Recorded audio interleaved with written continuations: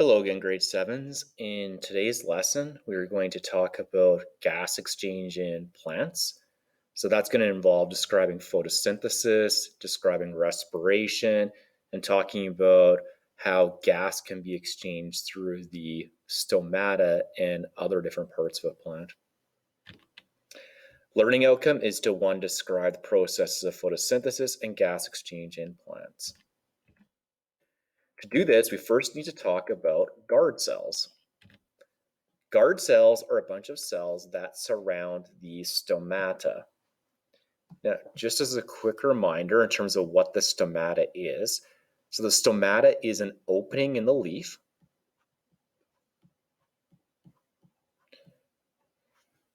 And specifically, it's opening located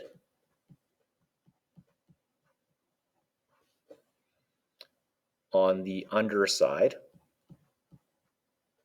Oops. Don't know why I did that.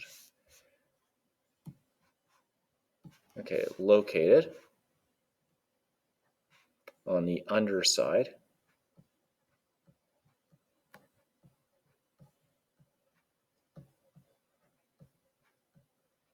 of a leaf.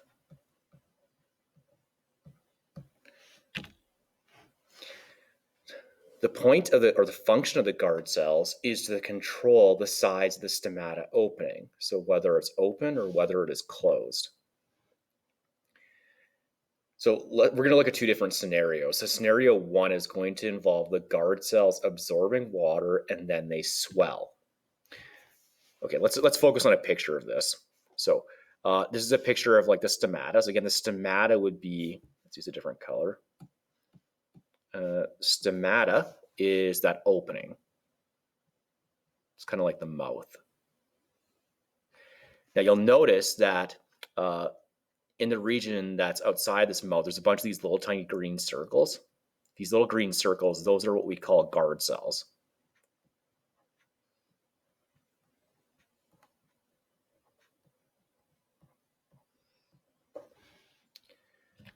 Okay, now, if these guard cells absorb a bunch of water, they swell and they cause the stomata to open. Why does it open? Well, you probably got too much water in that situation. And if you got too much water, you want to get rid of it. The only way you can get rid of the water is that the stomata opens, and then through transpiration, some of it can leave. So that's exactly what happened here. So if the guard cells have too much water in it, they are going to swell. And when they swell, it causes the stomata to open.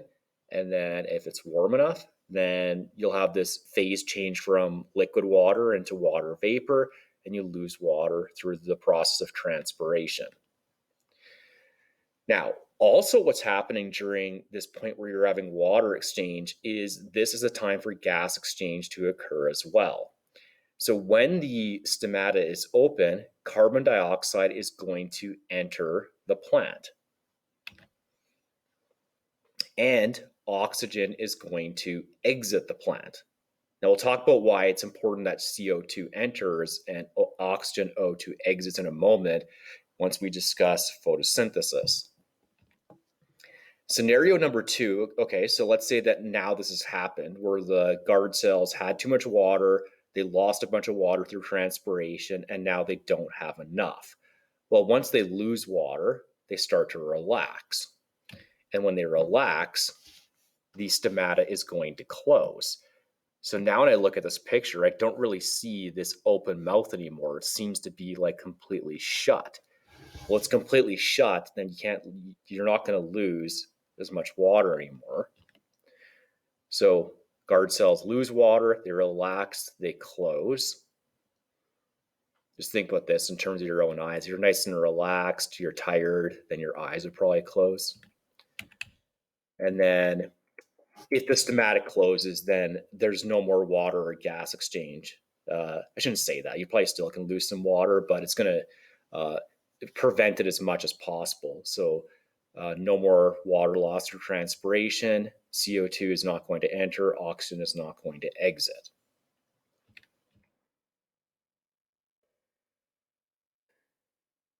Now, we're also again, I mentioned like why does the plant absorb CO2 and why does it want CO2 and why does it let oxygen exit?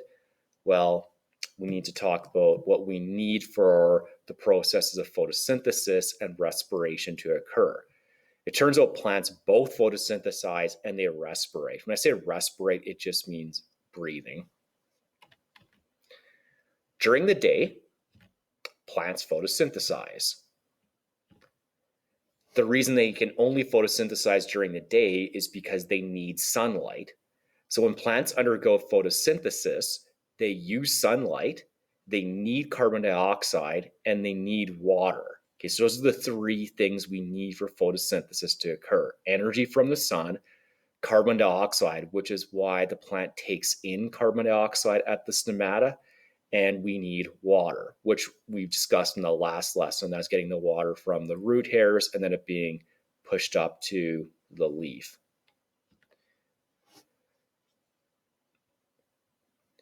During photosynthesis, plants produce oxygen, which is good for us because we need oxygen to breathe. And they also produce another molecule, C6H12O6. And this is a molecule that is referred to as glucose.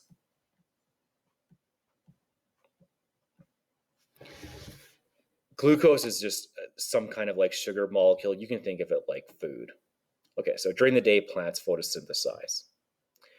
And in order to photosynthesize, the stomata needs to be open. Okay, so the stomata is open, we can take in carbon dioxide and the oxygen can leave.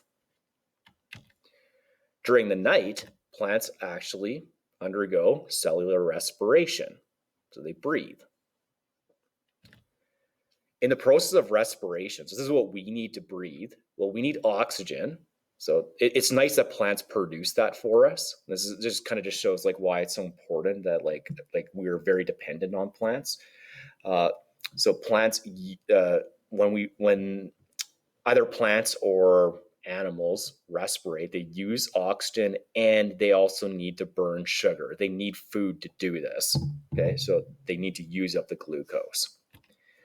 And they produce carbon dioxide, CO2, and I'd say not so much like water as much as water vapor. Like most likely when you're actually like exhaling when you breathe, there's some water vapor that's coming out of you. Again, plants can do this as well. They just happen to do it during the night. Now, the stomata is mostly closed. If it was completely closed, there could not be any gas exchange with the environment. So you couldn't take in the oxygen and release the carbon dioxide. It's just not as open as it would be during the day. Now we're just going to briefly talk about a few parts of the actual leaf in terms of gas exchange. And again, we'll do like a very, very brief overview of this. Okay, this is a cross-sectional view of a leaf. And it's got a bunch of different sections or parts of the leaf labeled. But we're only going to go through a few of them here. Just talk about some of the important things for the grade 7 level. Okay, so the very bottom of the leaf, you have your stomata. So your stomata, that's those little tiny openings. Okay, these little openings here. And then surrounding the stomatas will be those guard cells that will either, when they absorb water, they're going to cause the stomata to open. And when they lose water, they're going to relax and cause the stomata to close a little bit. So what parts are we going to look at? Okay, one, where does photosynthesis occur? It occurs underneath the waxy layer at the top. The waxy layer at the top is referred to as the cuticle. Okay, so that's my waxy layer.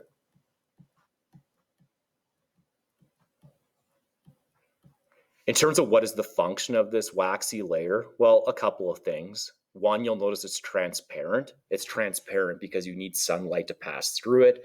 And two, it's a waxy layer that simply just provides protection for the plant, for the other parts that you see beneath it.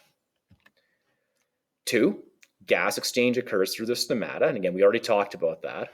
So during the day, we would be taking in carbon dioxide and letting out oxygen. and during the night, it would be the reverse process. The stomata would be a little bit more closed at nighttime, not completely, but at nighttime, that's where respiration would occur. So it'd be them taking in oxygen and releasing carbon dioxide. 3, carbon dioxide and water are stored in a layer that is referred to as the spongy layer. So the spongy layer is, it's kind of like highlighted here. It's this section.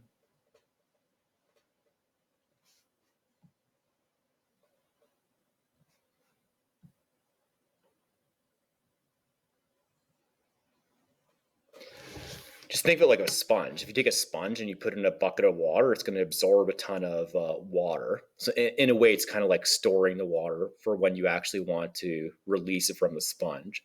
So the spongy layer in a leaf would just be storing carbon dioxide and water to be used later on in photosynthesis, because you need both carbon dioxide and water for photosynthesis. 4, your glucose is transferred to the rest of the plant by, it's kind of like another canal. So if you look at the diagram, there's two types of tissues. There's the xylem tissue. So the xylem tissue, which is this, is kind of like that straw or that canal that connects the root hairs to the leaf. You also have another canal that is referred to as the phloem tissue. The phloem tissue would just be another canal, and what this one does is after glucose has been produced in photosynthesis, it then takes the glucose produced in photosynthesis and it transports it from the leaf where it's produced to the rest of the plant. Okay, so kind of like, I suppose, the opposite in terms of what the xylem tissue is doing. So the xylem tissue is bringing water from the bottom to the top, as with the phloem tissue is bringing glucose from the top to lower parts, to the other lower parts in the plant. So the plant has the food it needs. All right, so that's it for today's lesson. And then in the next lesson, the final lecture, we're just going to go through different parts of a flower and talk about the function of those different parts. And I will talk to you then.